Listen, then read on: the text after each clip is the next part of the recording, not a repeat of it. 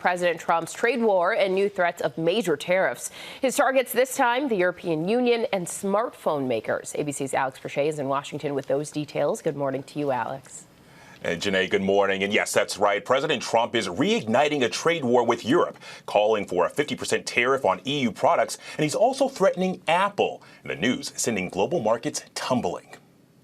Overnight, the world reacting to President Trump's latest tariff threat. Ireland's prime minister calling it enormously disappointing. German officials saying their country needed more trade, not less. And French officials saying they want de-escalation, but are ready to respond. The president calling for a 50% tariff on European products, saying the ongoing trade talks with the European Union are going nowhere. It's time that we play the game the way I know how to play the game. I'm not looking for a deal. We've set the deal. It's at 50%.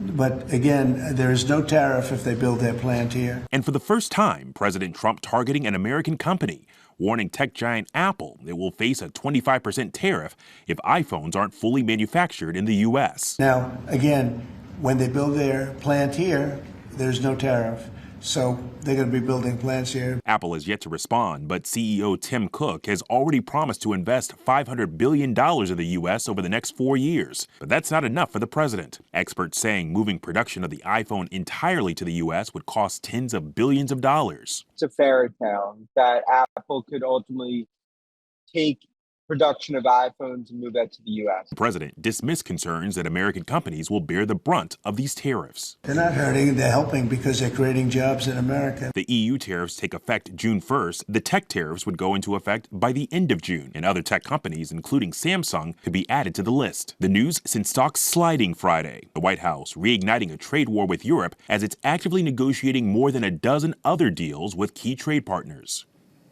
Now, as for Apple, one estimate says that manufacturing iPhones in the U.S. could nearly triple the cost to nearly $3,500. Gio? And that's even if Apple could get a warehouse as big as that's needed for those Apple iPhones. All right. Thank you so much, Alex. Appreciate you.